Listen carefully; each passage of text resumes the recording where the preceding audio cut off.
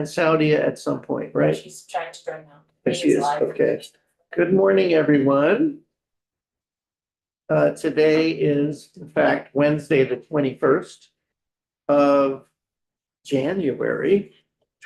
An act which has been introduced by Patty McCoy, the minority leader, and is in the Environment Committee, but it has significant housing pieces to it. And so we asked them to come in and present to us, even though it's in another committee, but it is the administration's bill. And then after lunch, we're going to have a discussion with 4 witnesses on questions of what has the impact of what's going on in Washington, D.C. been on labor and labor issues. So that's our day today. And then there's floor. Yes. I just want to add, so Chair Mahali and I went to a meeting with all chairs and vice chairs last Thursday, where what James is going to go over was presented to us. In efforts, the Appropriations Committee has worked really hard, understanding that it will be a very difficult budget year. And really, it's to help us frame the questions that we ask of witnesses and hopefully how to think of a more, as fiscally responsible as we can as we make really hard decisions. Which I thought that meeting was really helpful. I thought the handouts were really helpful. So we felt having James here to go through his process, their process, and how we can help them as we make suggestions was going to be really helpful for the committee. Absolutely. And one of the things I want to stress, and then we'll turn it over to James, is it was a really interesting thing. My first 2 years here were spent on the Appropriations Committee. And it was really interesting and it taught me a lot. But one of the things that was really struck me is how many committees had no idea what the budget process was at all, and did things that really revealed their ignorance, like, putting huge amounts of money in a bill after the budget was done. Like, what are you thinking? And it was amazing to me that chairs of committees did that as if they didn't understand the budget. And I realized they don't. The other thing I realized was that was doubly problematic because these committees just dove deep on issues which we didn't have time to do. I mean, there's, I was assigned all education and higher education. Can you imagine? I mean, one person, and that's sort of typical of what goes on in the committee. One person is assigned a huge area, like Tiff Bloomley is assigned housing and about 3 other things.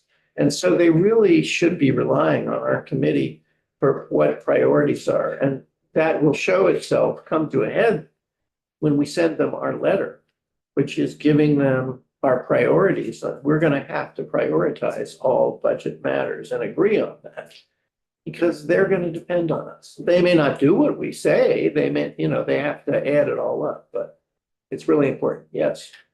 When is our budget letter due? I think it's probably due right at the start of March. That's about right. I don't think there's been a date set for this section so far. I don't think we. Is it after crossover? No, it's usually just before crossover. Yeah. See, whenever crossover is for us, I don't remember when it is, end of the first week in March. Theirs is the end of the second week. Yeah, right. Money committees and Money committees have So- extra week, and we want to get our letter to them in time for them to have the budget, deal with it, the budget. So we don't really have to worry about, as chair, I would imagine that you are want to try to prioritize any bills that have money in them so that we have a discussion about that. Right. Versus policy, but we don't really have to worry about timing per se because our crossover will have already occurred. So Yeah. it's not like we're going to be taking up a last minute, Right. just exactly what you're talking about. We're not going to be doing that because the process will already be. Right, yeah. And if we really want to have influence, maybe even March 1 is a little late, but a few days before that, we really are going to want to have input. But I'll be talking to them and we'll know.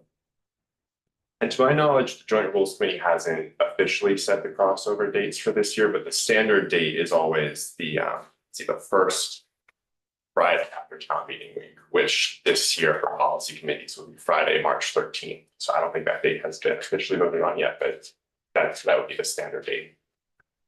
But the goal is still the Fridays before town meeting week. I mean, even though the deadline is after. Right. The Yeah, voting goal. you all aren't here and yeah. Yeah. Exactly. So, James, you want to give us your name for the record? Yes, okay, jump the gun. So yes, for the record, James Duffy, Joint Fiscal Office. Take it away, James. Yeah. I'm a fiscal analyst with JFO. Last year I was with JFO's revenue team, and this year I'm now on the budget side of things over at JFO. So I'm staffing in House Appropriations Committee. So first year on the budget team and with House Appropriations, but have seen both sides of the process by now. And have been working closely with Chair Shy on some efforts to improve communication both with departments and agencies to get better and more responsive information from them during budget season to help inform the work that you all do and taking testimony from those agencies, as well as improving communication between the appropriations committees, the money committees, and policy committees. So very excited to be here today to advance that endeavor. In front of all of you should be a hard copy of a memo that Chair Shy had drafted on behalf of House Appropriations. This is also posted online. And this memo was really meant to help inform all of your thinking as policy committee members heading into budget season, right? So we just had the governor's budget address yesterday. Clock is now ticking. We will be, all policy committees and the appropriations committee will be hearing from partisan agencies over the coming weeks about the governor's recommended budget. And as Chair Mahoney noted, the purview of the appropriations committee is just huge. It touched the appropriations process, touches every corner of state government. They do their best to divide responsibility for individual parts of the state budget among the members of the appropriations committee. So every member of the House Appropriations Committee has a particular kind of subject area, portions of the budget that they're responsible for being the subject matter expert on, as it were. But even still, those divisions of responsibilities are quite huge. So I believe Rep. Bloomley is the liaison with your committee between House Appropriations and House General. And so for that reason, House Appropriations really relies on the policy committees to help set the table as they're considering appropriations requests towards the end of their kind of bite of the apple during the appropriations process. There's just more information out there to digest than there could ever possibly be in the legislative session. So you all play a really important role in preparing the appropriators for informed questioning, informed priority setting, right? The job of an appropriations committee is to take many worthwhile requests and investments and weigh them against the limited finite resources of the state budget in that year. And we heard yesterday that this will be a more finite, more strained state budget than perhaps members have seen in recent years. And so it's a really important role that you all play.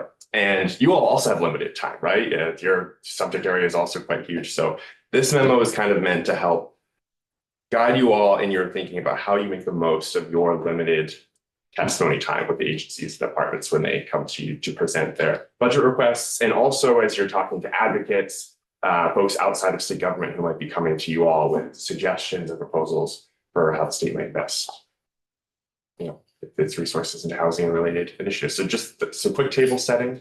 Any questions from the committee to start?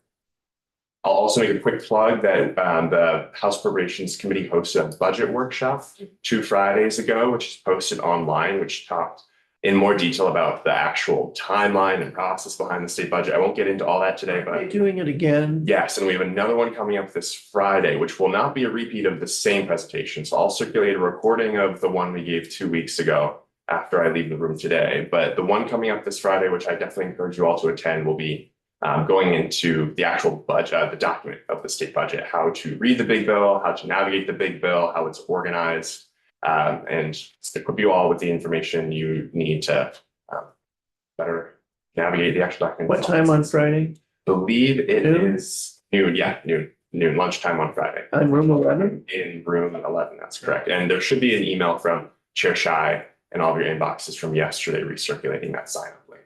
So urge you all to attend. So that being said, I thought we could dive into this memo. I know Chair Mahali and Vice Chair, you've seen this already, but have the members of this particular committee seen this yet? Great. So we can take a dive into this, and I encourage you to ask any questions as we go through. Hold on a minute. Hey, Saudia, can you hear okay? I just want to make sure she's online. Thank you. Good, We okay. also have a hard copy at your desk and it will be posted online for you to see when it's. Thank you. It is posted. Thank you very much.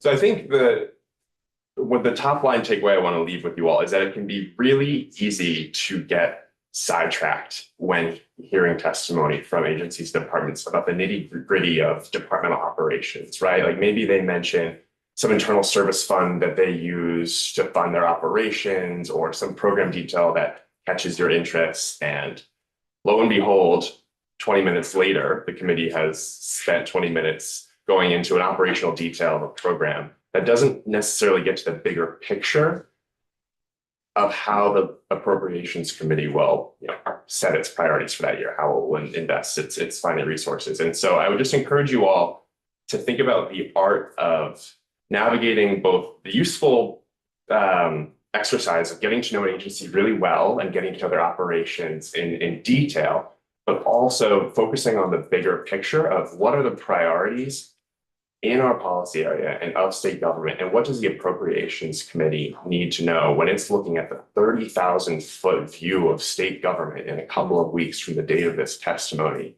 as it weighs, competing requests for finite state dollars. And that's a balance. I mean, sometimes you do want to dig into the nitty gritty of how an internal service fund operates, because that's crucial to understanding how an agency works, and maybe there's a problem there. But oftentimes it's more helpful to the appropriations committee's process to look at the bigger picture and ask questions like, what is it that you do? How long has this program been in effect? What would happen to the voters of Vermont, the people of Vermont, if this program didn't exist or if this funding request wasn't fulfilled? And to kind of zoom out, and it's definitely an art, not a science. I think there's a time and place for both kinds of lines of questioning. But that's the big picture concept that I want you all to take away with you. Let's pause just one moment. First of all, Debbie, can you hear okay? She just came online. Yes, I can hear. Okay, and he's working off a document that was prepared by Robin Shy, Chair of the Appropriations Committee, which is posted online, Debbie, okay? Yes, All right. thank you. Okay. We, unlike, let's say, health, human services, which is overseeing agencies with budgets approaching $3 billion. We, have a kind of much broader, many of the entities we deal with are really not state entities even. But we do deal with Department of Housing and Community Development, and we deal with the Vermont Housing and Conservation Board, for example. Do you think it's important for us to have them in to talk about their budgets? Because we sometimes, like last year, I don't think we did.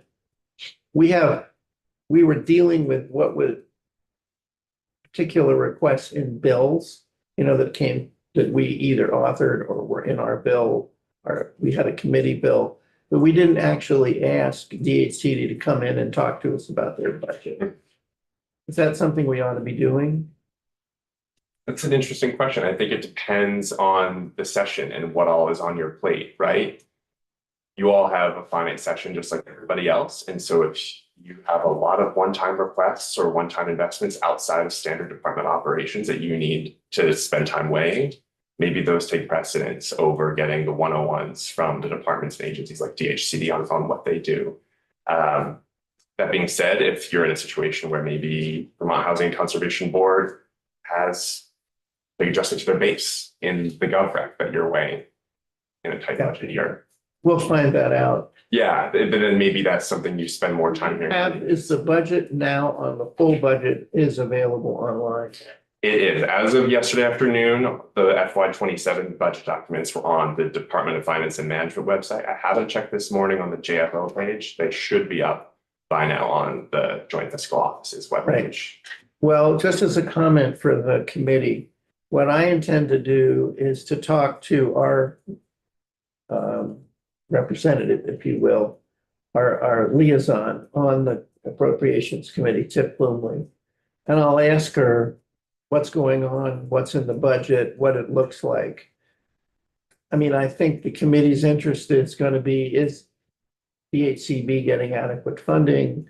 And I know that the issue that's come up again and again, just to mention it for the committee, is last year there was a conflict over the question of whether VHIP should be funded in one-time funds or should be funded permanent, as funds that are, and the difference, it's all money, but I'm going to ask James to comment on the difference between one-time funds and permanent funds. It's not as hard a line as it appears, but at any rate, the conflict was the governor's budget wanted it to be permanent funding, and it ended up being one-time funding. It's much easier to find one-time funding than it is permanent. And this We should year, change that this year. yeah, this year the governor has asked again that VHIP be funded permanently. And he mentioned it even in his budget address. James, you want to talk about the difference there? Thank you for bringing that up, Chair. Yeah, I think that's a really important point. So over the course of the budget cycle, you'll hear one-time appropriations and base appropriations discussed. One-times are exactly as they sound. These are one-time investments or appropriations that are only good for that current fiscal year, or maybe they're given, carryover authority into future fiscal years. But these are one-time appropriations that aren't expected or intended to recur again. Whereas a base appropriation is an appropriation made to a department or agency that is intended to carry forward as part of that department or agency's base budget in future years. So let's say you give $4 million to VHIP as base funding in FY 27. What that means is in FY 28, 29, 2030, that $4 million will be included in DHCD's recommended budget to you all as part of their standard base budget, right? Here's what we had last year. We're proposing a 3% increase or what have you. That includes the $4 million that you gave them an additional base the years prior. So base represents an ongoing recurring investment in the foundational budget of an agency or a department. Whereas one time, it could be good for more than one fiscal year, depending on the carryover authority it's given, but it's a single discrete appropriation. It's not expected. It's the reason it's not a hard line. It sounds like a hard line, but it isn't. It's because, of course, first of all, there are all kinds of programs that limp along year after year after year with one-time funding. They're kind of sort of orphaned slightly. It's if we can't find the money or we're not willing to commit or whatever, or it's a legislative priority, but it wasn't an administration's priority. There could be a lot of reasons that entities just limp along. I mean, what's it called? Adult learning, for example, program, was sort of limped along for a long time on one-time money. But, and it's just harder to find money that's, going to be permanent. On the other hand, just because it's permanent doesn't mean it's going to stay permanent. That is, the legislature has full authority to say, well, you had it this year, but we're not going to give it to you again. And I think one important note for one times is, especially from an appropriator's point of view, even though they are formally one-time investments or appropriations, they can often create the expectation that something continue into the future. And so something an appropriations committee might consider with a one-time investment is, well, what is this really one time, or is this creating an expectation? Are there people who will be hired or services that will be difficult to terminate when this money is spent? So is this really a one-time investment, or is this kind of a slope towards future-based requests? And yeah, I think base, the other note I'd add on base that you brought up, Chair Mahali, is it doesn't have to be permanent, but there is a certain inertia, I think, that often makes its way into base appropriations. More departments. inertia, Because, they just by their very nature of being nested within the bigger foundation of the department's budget, they tend to receive less scrutiny than a one-time appropriation, which is, singled out, it has its own line item on a spreadsheet, whereas you have to dig a little bit more to kind of uncover the layers of the onion of a department's base budget. And so it's something to think about when making a base addition to department or agency. That One big difference between base and one time is that one time you can't hire permanent employees. You have to hire employees who are, what's the term? limited service. Limited service. What's the maximum limited service time? I don't know the maximum amount. I think, but whatever it is, it's not that much. So it means like via what Alex Farrell, even didn't he testify for us briefly? He mentioned that he'd sure like to hire permanent staff, that they're all people who are just constantly being renewed on certain limited service budget. So that's a big difference. Could you comment a little on the difference between what we used to get in appropriations in terms of ups and downs, and that's all, versus what the letter demanded this year? Yes. I mean, there was a big, Robin Chai, after years of frustration, really put together with JFO's help, right? A letter to the agencies telling them what she wanted. Whether she'll get it or not remains to be seen, but I hope she does. And she should. Could you comment or describe what it was and what an up and down was and its limitations? So my understanding is that there was a sense among many members, certainly among Chair Chai, that too many budget testimonies from departments and agencies consisted of nothing more or more than, but focused too much on here's what we did last year. We want to have a 3% increase or a 2% decrease. That's the ups and downs, right? They just looked at what they did last year and were reviewing for the sake of committees how much they wanted to increase or decrease their overall budgets or line items.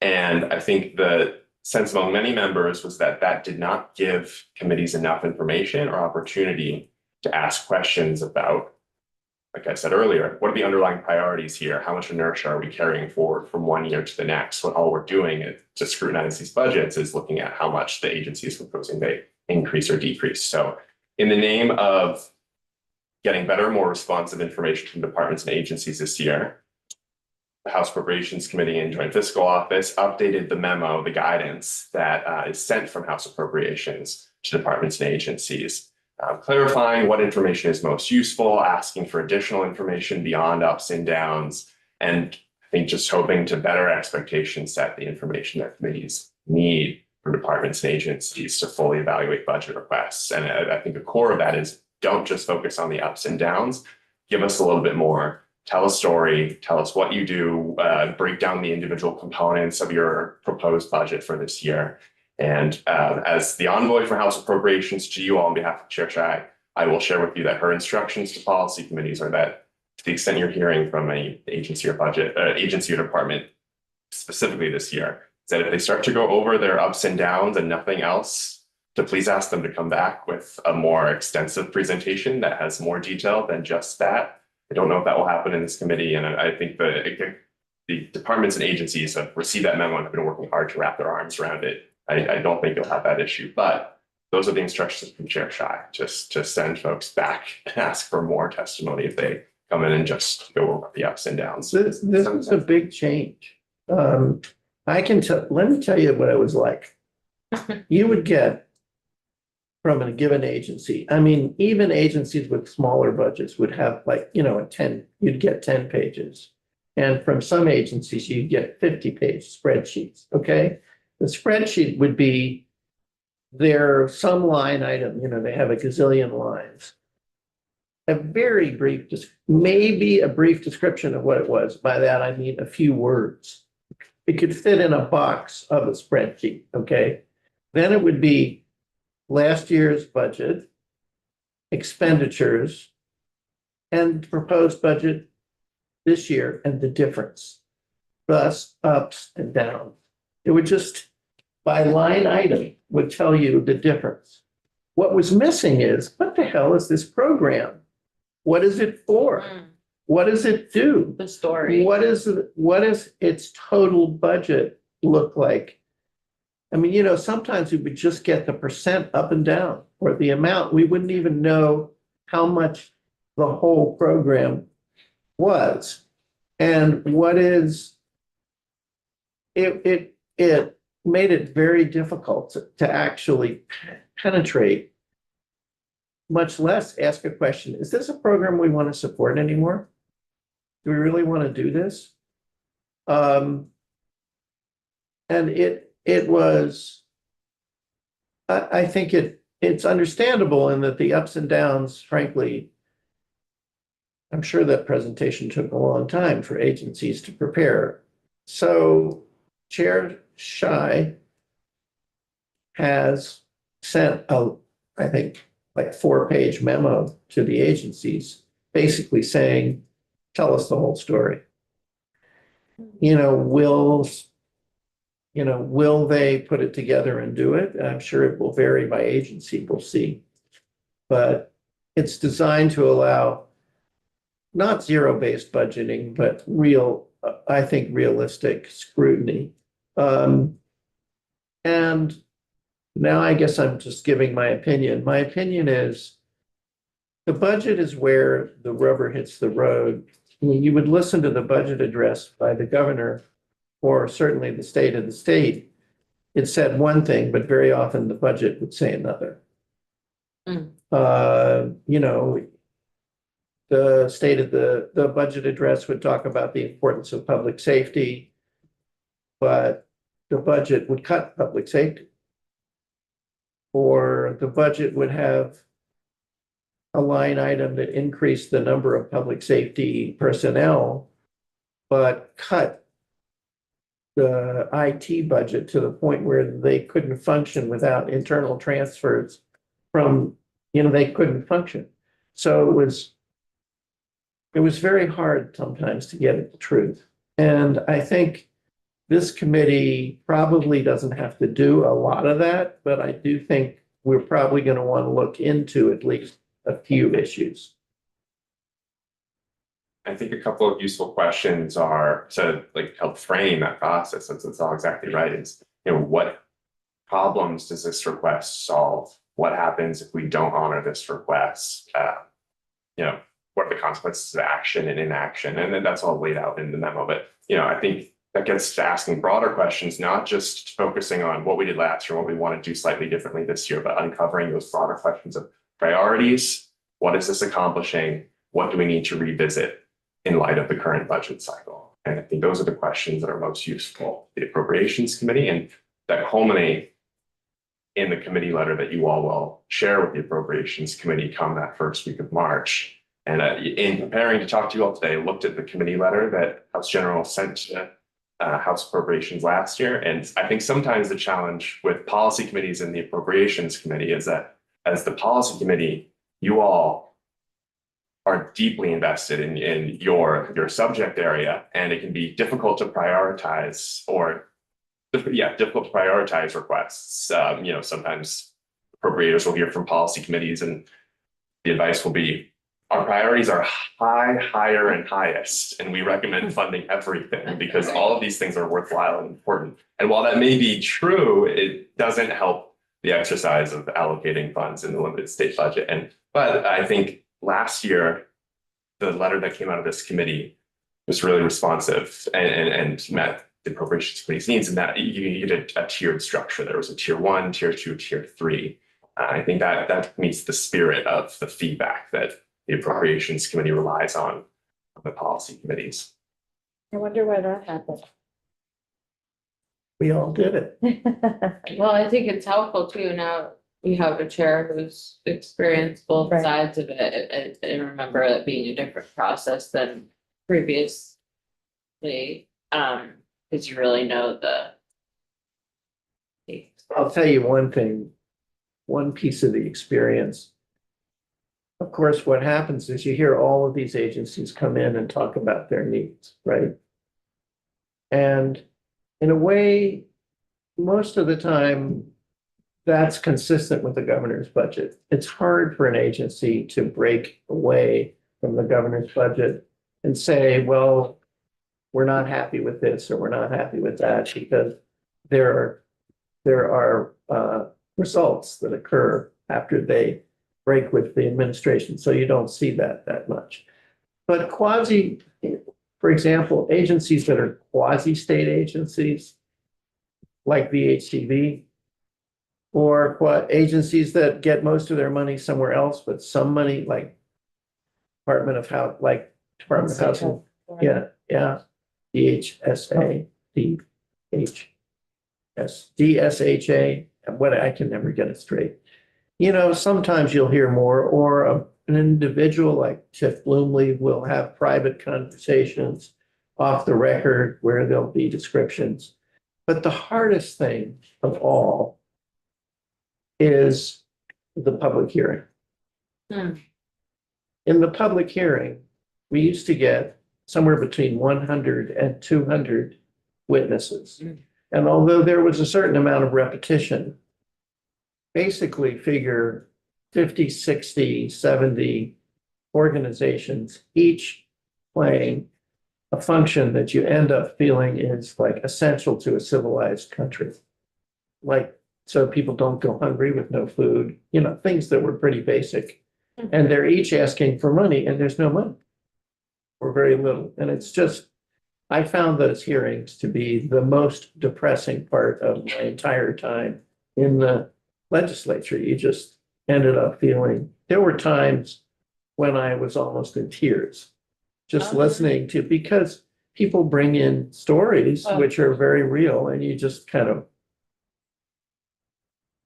anyway, it's a very difficult place to be. And that's why I think our priorities matter. You know, prioritizing matters. Also, I can talk to members of the committee, and we can talk to Rob, or talk to particularly Tiff Bloomley, and talk about our priorities as well. I mean, this place isn't that big. We can always reach out. Are any questions of James? Thank you for your work. Thank you all for your work. Thank you for having me. Yeah, and JFO is always available to answer questions of the budget process. So please feel. Do you want to talk for just a moment about the organization of JFO? Because we see JFO when they issue a report on a bill, but it tends to be very discreet, unlike the Appropriations Committee, which has between 1 and 3 JFO personnel there all the time. JFO is, we're a shop of, I think we're up to 18 people now, and we are a team of full-time staff. We are nonpartisan, dedicated to providing the legislature with fiscal, budgetary, fiscal advice that they need to make informed decisions around the state budget. We are divided roughly, I mean, we all work together very closely, but we're roughly divided into a revenue team and a budget team. So the revenue team primarily supports House Ways and Means and questions of taxation and revenue raising mechanisms of the state. And then there's the appropriations team, or the budget team rather, which supports the actual compilation of the budget document, the appropriations committees, and that side of the process. We are by statute charged with supporting 4 and then some committees, so that there's the money committees, the appropriations committees, Senate Finance, and House Ways and Means. I believe also by statute, we are designated to support transportation, and there's 1 or 2 more I always can't quite remember, but it's essentially the money committees are our statutory charge to support. That being said, we are happy to provide support and information to every member of the legislature, every committee, and we do as we're able to. So that's JFO, and we're just over in the Pink Lady. Our website is a wealth of information, but I will also caution you that it is it's a wealth of information that can be hard to navigate too, because there is so much of it there.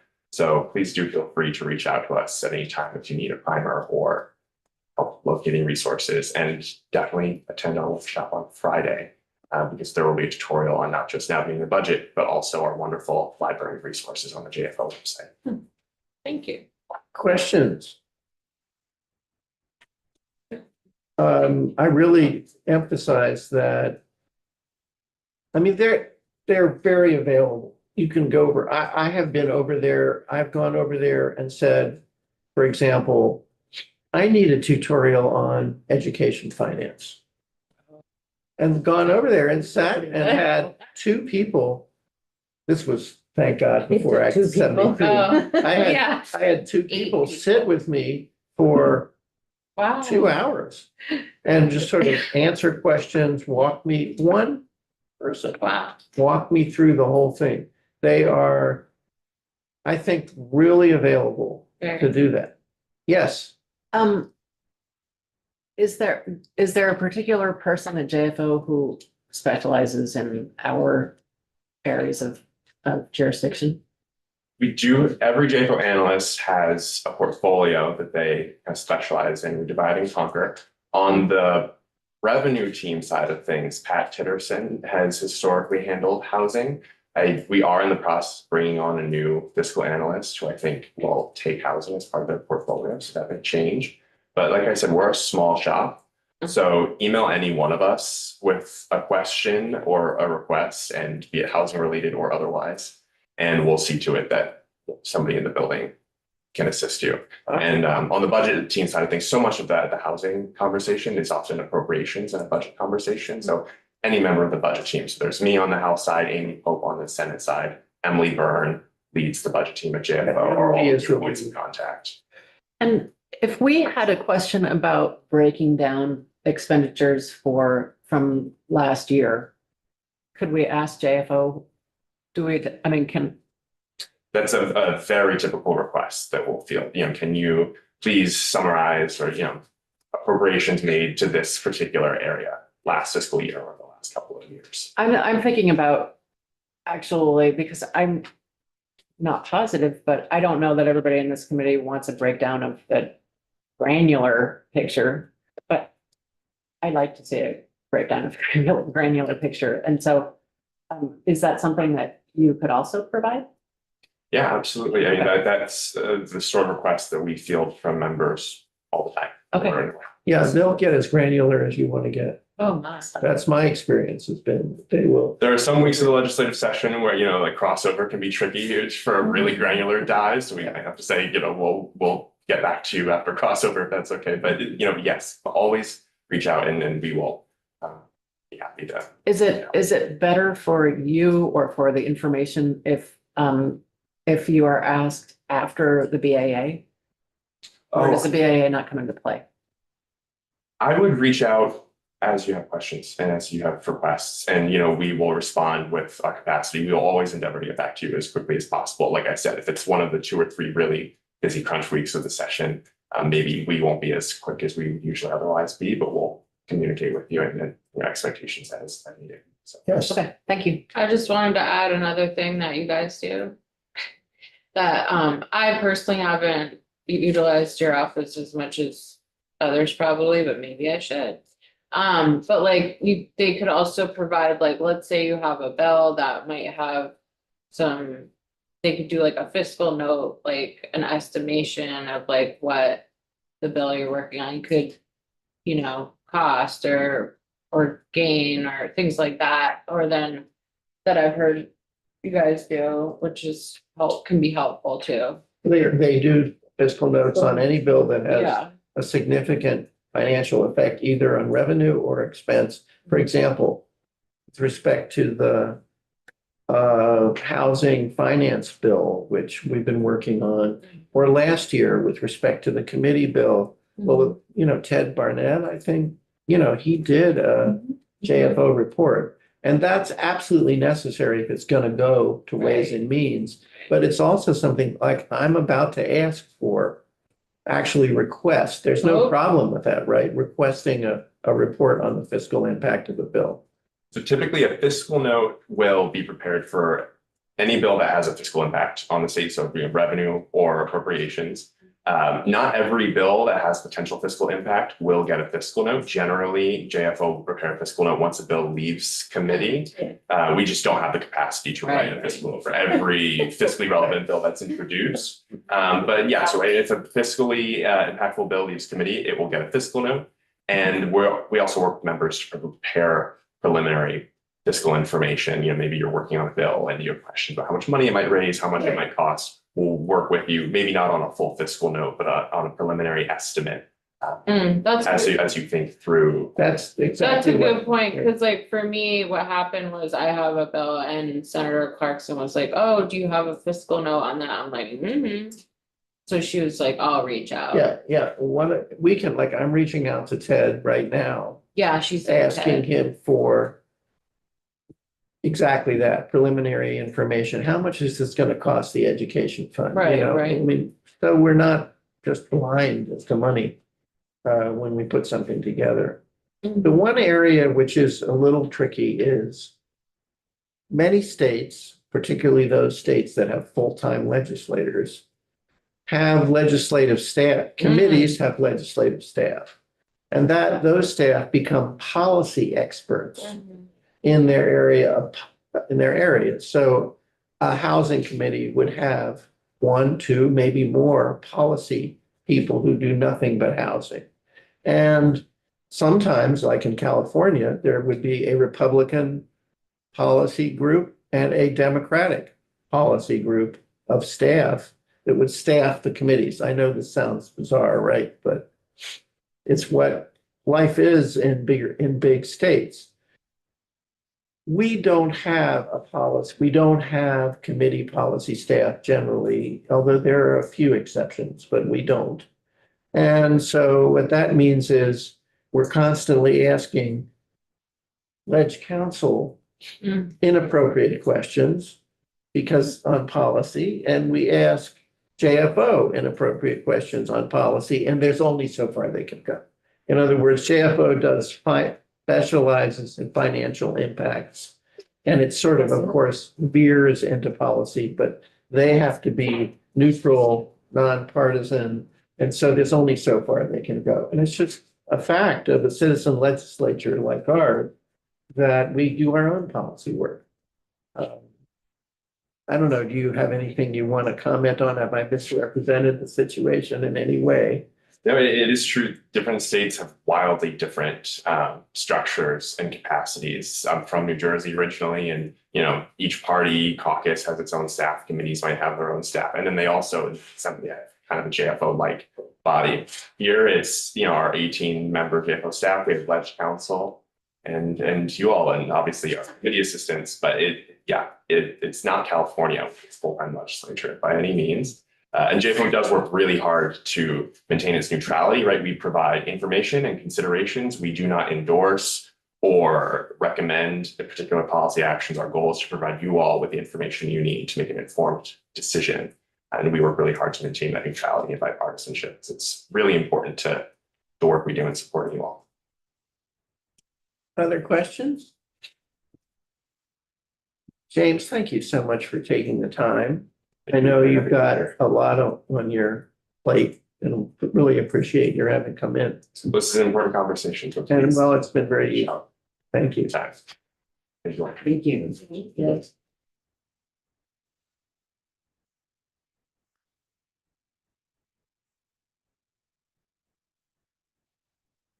I think if it's okay with everybody, are we good to have a brief, let's say, 15 or 20-minute conversation about our thoughts about the next 3 weeks and then take a break? Is that okay? Are people okay waiting another 15 or 20 minutes? Is that okay? So yesterday, the three of us, that is chair, the vice chair, the ranking member, Miriam, our staff person, and two of our most frequent Ledge Council, Cameron Wood and Sophie Stabby, met for about an hour yesterday afternoon. We have, I didn't count them, but something like 80. I don't know how many. Do you know how many bills we have on our wall? 80, something like that. Anyway, and of those, a lot are, a whole bunch of labor bills. We forwarded you the list that's most current. Of course, it's going to change because we're going to have more bills referred to us. We did not go over every one of those bills because our goal was simply to figure out what are we going to do next week? And what are we going to do the following week? And seeing 2 weeks into the future is about as far as we can go. So I'm going to ask Ashley to sort of talk a little bit about what we decided and just preliminarily and ask for your thoughts. Yeah, so, and I think we really wanted this to be a conversation with everybody, but understanding that we do have a lot of bills and we know that a lot more are coming. We just wanted to kind of give an avenue forward as we start to prepare. So just some of the things that we talked about. One of the bills that is currently on our wall, H661. The chair is going to ask that to be recommitted to Commerce as it deals with workers' comp and firefighters who develop cancer. Chris Taylor one. Yeah. I think we were interested in it, but at the end of the day, it's not within our jurisdiction. So we wanted to give it, hopeful chance that it gets talked about, but so that is one that if you really want to talk about it, it probably will be going to Commerce. We are, the chair's bill, which is just a technical change. I believe we are going to be voting on later this week, H532. So that's an act relating to mandatory retirement of college professors. It's truly, we had the introduction, we will do a walkthrough with Sophie. But if anyone could think of testimony that would be needed for that, we're all ears. But what we're doing is just making sure that state statute matches federal. So that will be coming later. One, if you'll remember last year, H459, Representative Wozniak came and introduced his bill on FMLA and workers' comp. There had been some internal discussions where we thought it was already taken care of. And it sounds like there was more to the problem and more to the story than what he understood and what we understood. So we would like to have that conversation again with those who might have more lived experience and might have a better understanding of what the problem is. Just a brief reminder, what that would be is that currently right now, an employer can ask an employee to congruently use their FMLA while on workers' comp. So that will be a conversation that we have. The H548, which is the mediator for the labor board, we thought that would be a great conversation to have. One of the things that we had talked about often last year is how to help provide support to the labor board, and thought that this was a good way of doing it. So we're gonna have individuals come in and testify on that. Am I missing anything? These are, what we did is we went through, these are bills that we don't think will take a lot of time. Right. But as you've seen already, when Miriam puts our calendar together, we have some big things that we'll get to in a minute that we have to do, but there's always going to be, when we try to get the witnesses to come, there's always periods of time that are like an hour here, an hour there, or 2 hours here and 2 hours there. And these are bills that we can use to do that. Mhm. Do you want to talk a little bit about our big priorities? Yeah, so we for the are, next 2 weeks? for the Yeah. next 2 weeks, so we have we have what we deemed as 4 different themes in housing bills. And we just tried to prioritize those. So the first one we have is manufactured homes. We have that as kind of the top of our list. We know that that's one of the quickest and cheapest ways to create inventory and housing in Vermont. And so we want to continue to strengthen that process. We know it's tricky. So Rev Hazo has a great bill. Is it going to be out later this week? We're waiting for it to come out. We're not sure. It's in the queue. It's in the queue. My understanding is that the queue has been pretty backed up. So because of that, we are going to have Gail introduce it either probably today or tomorrow quickly. And then on Friday afternoon, we'll have Cameron in here to do a walkthrough. And one of the things that Cameron had suggested is that we are not only getting a walkthrough of the bill, but understanding what the statute says around manufactured homes. This is, and also John Gray. Yeah. Both. Yes, thank you. And this is the analog to what you were just hearing from James Duffy. You know, too often, I don't know, you notice when you get a bill, all you see is the section that's being changed. Right.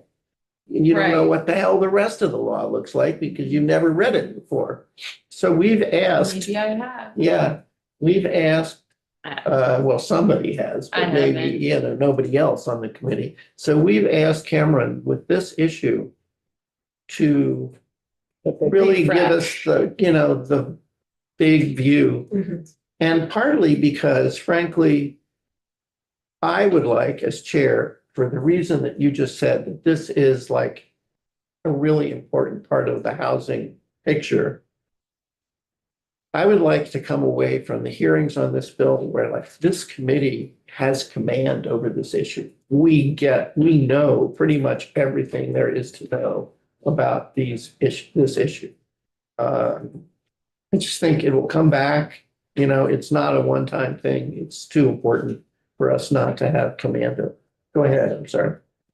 And that being said, you know, other states have made efforts in this. I was just checking. Maine has a really good program that we could have somebody come in and testify as well. So that's our first one. We're going to rule finance. My understanding, as Mark has let us know, that it will come to us, but much like our housing bill last year, we're gonna hold possession of it. Commerce is gonna take pieces that are going to be affected by them. So I think there's what parts, that's tax stabilization. The tax stabilization and assessment district Yeah. work is typically in their committee, but we'll take possession, I hope, and they'll help us. Mhm. And we think we'll kick it off with joint hearing. Yep. We have already on our board, but we also know we have more coming, our landlord tenant bills. We'll be discussing that. And then, That's 5 bills. yeah, 5.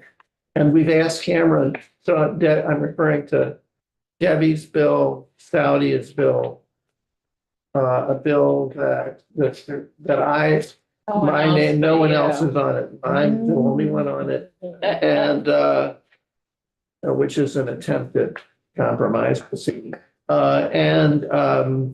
There's Chloe. Chloe Ian, has, and Ian, there's just a bunch of Could bills. be more. And what we've Oh, asked, Josh. don't Yeah. forget it. what we've asked Cameron to do is a sort of a side by side to sort of walk through all of them. And then we'll have pretty much, I don't think it's a problem. We're going to have pretty much the same witnesses. I mean, it's the housing witnesses. We'll have legal aid, we'll have we'll have people from the housing and homeless group, we'll have landlord, people come in, we'll have the same witnesses would apply to any of these bills. And then we just have to decide what we're going to do. Mm. And then last but not least, we have the private equity bill. And it sounds like, again, that also might be a joint hearing with Commerce. And there's a lot of other priorities. One of the ones I want to mention briefly is disability, but we'll get into that in a minute. But we're just went as far, I mean, that's going to take us. Like, for That's a example, lot. that's a lot. Like next week, for example, we all, just by making the decision, let's move on manufactured homes, which is going to have to go to other committees. Let's move on it means that on Friday afternoon, we're going to have a walk through. On Tuesday and Wednesday, we're going to be hearing testimony. We're just trying to set up a visit to a manufactured housing place that right here, back to home. I So was that, hoping we were going to Maine together. I mean, that's a long ride. that would be fun. And so just for example, that's going to take us well into at least the middle, if not the end of next week. So the other priorities will take us at least 2 weeks out, maybe 3. And that's as far as we could go. On disability, just to mention disability, there is a huge range of possibilities there, but we've heard a lot. What we need to do is decide what's our focus. So for example, my understanding is that, Elizabeth, that there are bills coming that are relevant but are not in the queue yet. Is that right? Well, we already have bills. We have bills on our wall, and we have a need. We know we have a report which has indicated the quantity of money necessary for 600 developmentally disabled houses, and also a much less number that would be help continue the pilot program or expand it. That will have to be that will be somewhere in the budget, and it will have to be in our letter. We just haven't put it together yet, but that's very high on our list. And how does that help with our homeless population? Which?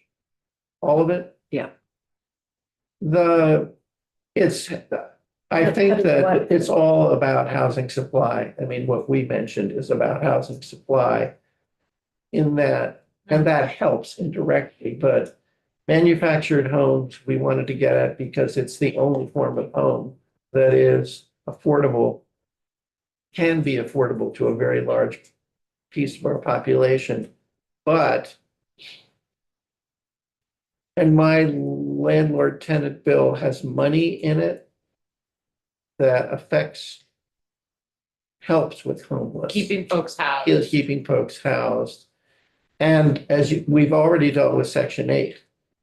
But beyond that, yes. I was just gonna say, we really took to heart your comments yesterday about the changes in regulations with HUD.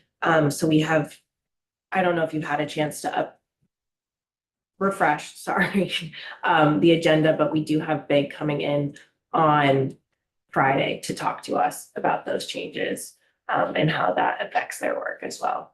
But I'm, to be blunt, not satisfied. And there's pieces of the other bills, the other landlord tenant bills that help. But it's all housing supply.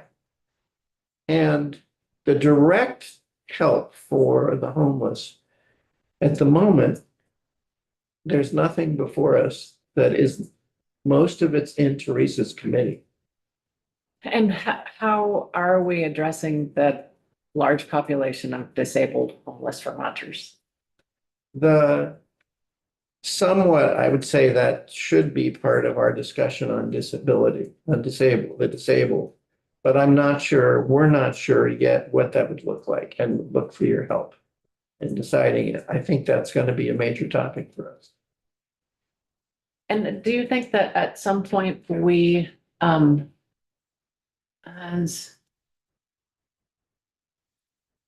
do you think that at some point, I don't see a date on here, that we could go through, have, the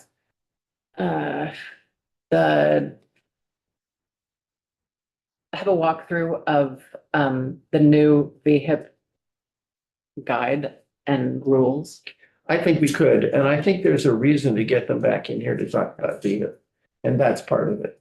And the reason is, I would like to ask them to explain why to go more into their budget and the VHIP budget. I mean, VHIP is turning out to be a very important program, and it's an opportunity, and I think that we should have it back in.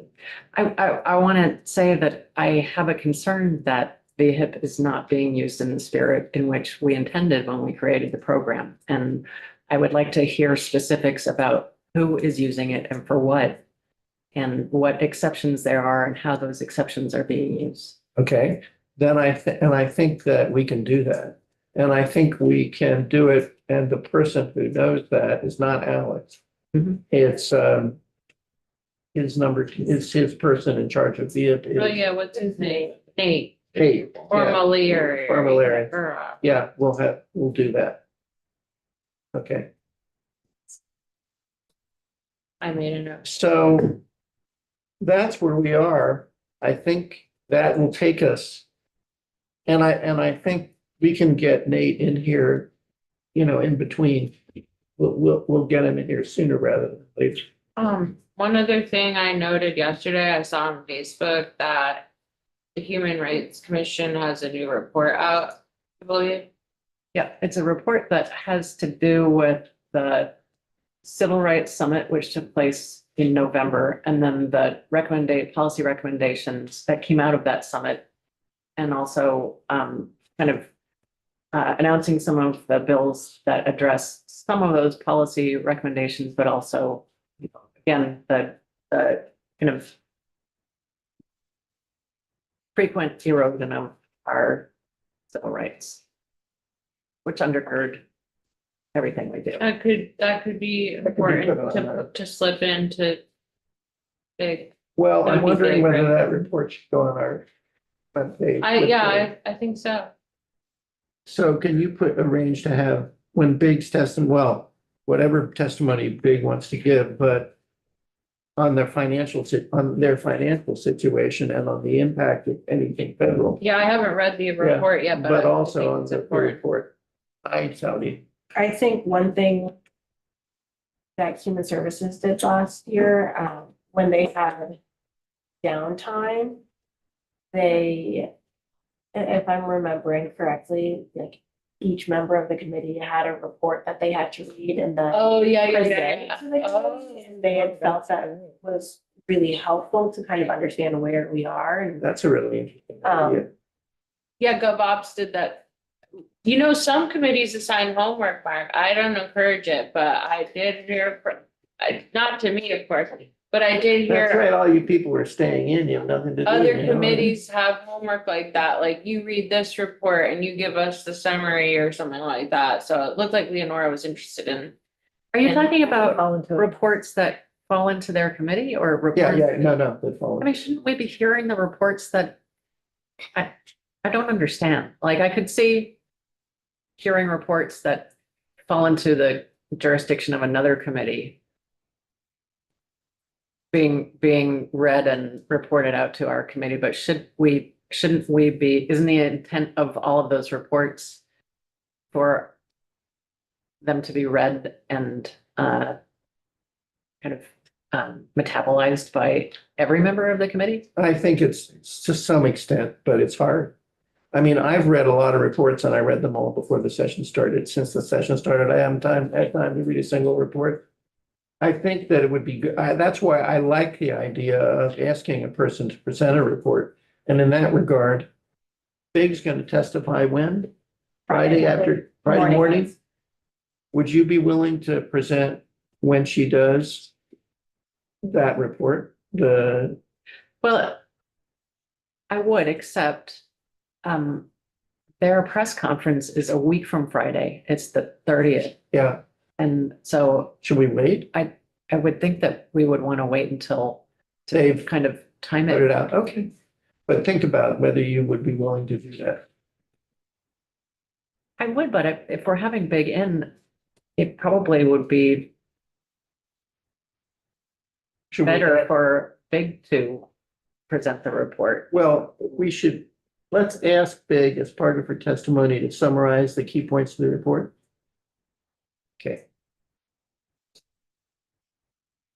I'm not saying, by the way, people shouldn't read reports. I'm just was merely a confessional. I have the same. Acknowledging our reality. I have, for example, there are a number of reports where I read, even outside our area, I read the education, what the committee, what's it called? Oh, you Task did? force. Yeah, and I read the You did appendix. too? I read the appendix. Well, You know yeah, what? of course you did. Yeah, I know, but I did during the summer. I attended every single meeting of every task force and commission and committee Hmm. from Act 73 and read all of their documentation along the way and the report. That's because that's a nerdy interest of mine, but I allotted myself 2 to 3 hours every week to read through every report that has been submitted since I became a legislator. Hmm. And then I cross-reference those with how many of the recommendations contained therein were followed through upon by our legislature. And it was, Oh, dear. yeah, I mean, it's, Mhm. it is a big, I mean, above anything else, it is a terrible waste of money, time and goodwill to have people get paid almost nothing to come and participate in these things when they're not even presented in the committee of jurisdiction. The recommendations are not heard. Mm. And like, why would we spend money on that? Why would we burn through our volunteer? I think it has to do with study committees and making hard decisions, and people often don't want to make hard decisions in committees, so they send it to a study committee. And then there's. And then reports. there's a report. That's my But personal. sometimes it gets like the landlord tenant is Joe and I, you Yeah. know, now we're working on it. Yeah, he rolls his eyes. Okay, listen, I want to take a break because at 10:30 Patty's gonna be here and I don't want to be too delayed. So I want to take a break, but I'm gonna say right now, I have a list of reports that we get. I'm supposed to go through the list and decide which ones I recommend be terminated. Because they're ongoing reports that happen every year. Like Okay, report back. Do I have a volunteer to work with me on which ones I should recommend? Don't get that. I'd be happy. to Okay, help with that. okay, all right, it's done. Okay. Will you help? Okay, great. That's gonna happen this week. Okay, let's take a break. Let's come back here, please, as soon as possible. If possible, just a bio break.